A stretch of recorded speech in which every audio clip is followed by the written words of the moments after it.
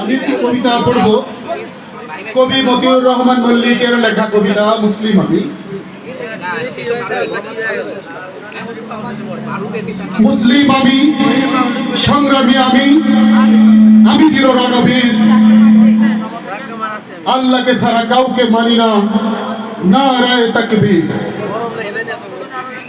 বিপ্লবী আমি, চির সৈনিক, চির দুর্জয়, চির নির্ভীক। আল কোরআনের শমশির আমি, কুটি কুটি করি রাতের ভিড়।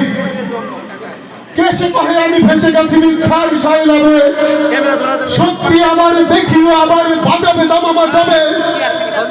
আল্লাহর আমি সত্যি অসীম, আলী হায়দার ইবনে কাসিম, চির উন্নতশীল।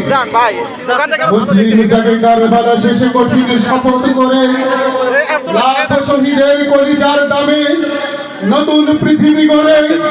সেই মুসলিম চির উত্তম, তাই তো বজ্র শপথ নিলাম, আল্লাহর রাজ গড়ব এবার, চির শান্তির সুখের নীড়। ধন্যবাদ সকলকে।